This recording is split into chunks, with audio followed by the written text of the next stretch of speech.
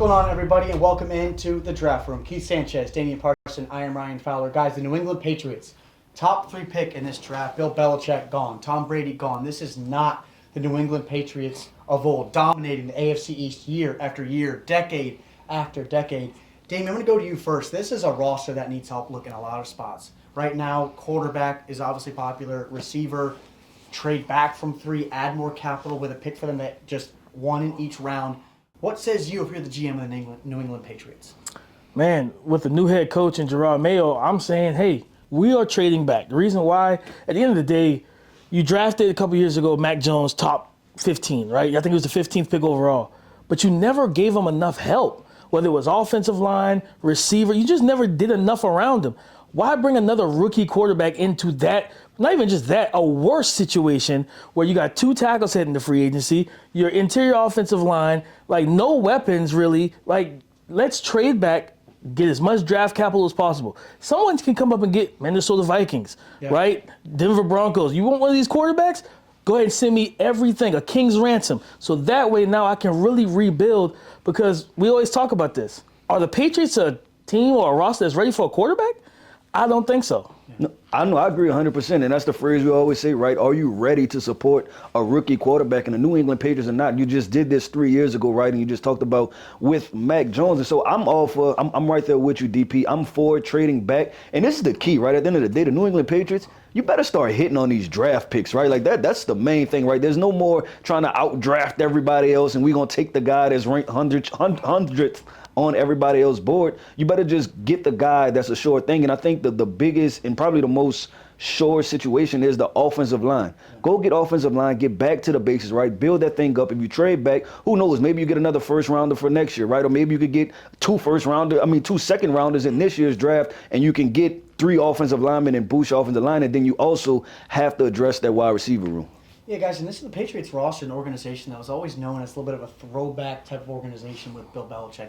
His days back at Navy, way back decades ago, to where they wanted to get after you and pound the football, like some of what we see in college ball with Michigan, to where people want to spread it out. Michigan's going to bring you in and run the football. Yeah, but I think we've seen now, and maybe that works in college, right? But in the NFL, when we're talking about nothing but high caliber athletes, high caliber coaches, is that I'm all for balance, right? I like running the football and things like that, but we've seen that this method didn't work, right? And it's not only the New England Patriots, the Tennessee Titans tried it, right? And they hit their head up against the threshold of being offensively effective, right? And I think that's the issue that I want to see what they're going to do as far as what is going to be your offensive identity. So like I said, I'm trading back. I'm getting offensive linemen to build my foundation, but I'm doing this with the thought process of I have to become more explosive. I want to kind of transition real quick into, you're talking about day 2 picks, right? Like, we're trying to fill out the rest of this roster. We know offensive line is a need. We know wide receiver is a need. Would you guys go quarterback in the second round if a Spencer Rattler or one of those guys are sitting there? So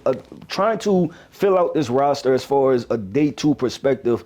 Ryan Fowler, I'm going to pass it to you first. Where would you go filling out the rest of this roster? I think there's 2 players, guys, that come to mind, and they're from the same roster, and they're from the same roster that won a national championship. One's on offense, a wide receiver, and Roman Wilson, and the other's on defense, nickel corner, Mike Sanders. Still 2 players that I'm extremely high on in this class, to where I think they go into New England, make an immediate impact. And the reason why I say I'll start with Roman on the offensive side of the ball, where we watched this guy live in Mobile, and this is a guy that had a heck of a year for the Michigan Wolverines.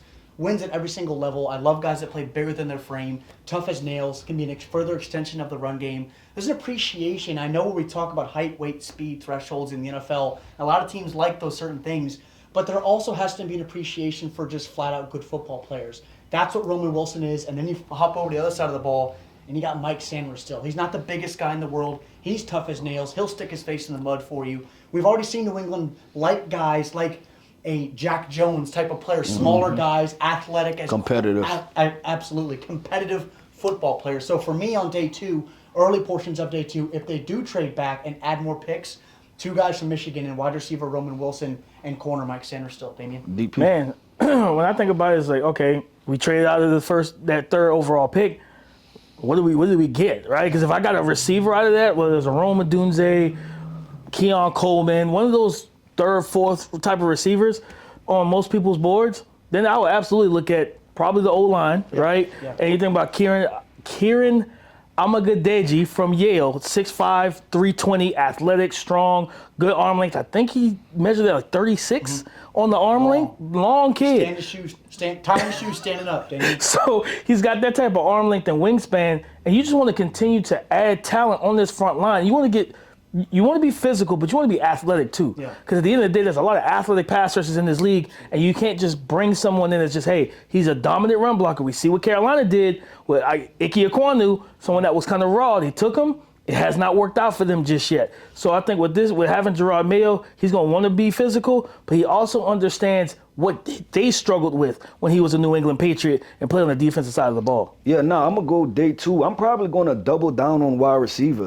because I think that this wide receiver core, and at the Draft Network, we had these conversations at the beginning of the season, right? And we talked about how this wide receiver core may be bottom 5, right? I think it's safe to say this might be a bottom 2 wide receiver core, right? Because nobody really showed up. Yeah. And so I probably double down. And what I do is, and hopefully you sit there, and if a Keon Coleman, a Xavier Legette, you can use explosiveness as far as a Xavier Worthy, and then if I don't go wide receiver, another playmaker that I think is being slept on, but it's a position of need for the New England Patriots, would be tight end from Texas, Jatavian Sanders. That could be a good offensive piece, a guy that can take jet sweeps and do some different things because they have to start just manufacturing points overall. I wanted to ask you, when you look at this New England roster, we talked about how many different positions they have of need. But I think you take a step back and look at the AFC East as a whole.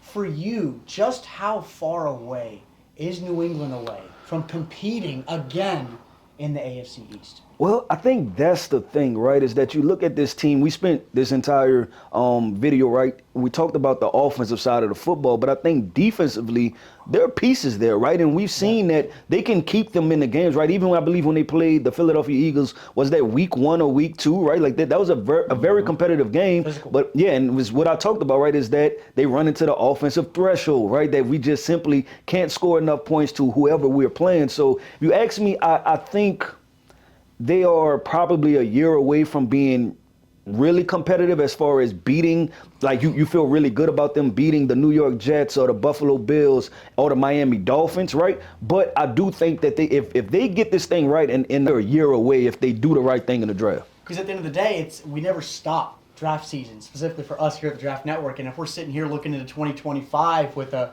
Quinn Ewers or a Jalen Milroe, or what happens with a Drew Aller or a Shadur Sanders, that's a conversation for next year. But for now, Keith Sanchez, Damian Parson, I'm Ryan Fowler from the Draft Network. New England Patriots, you're on the clock.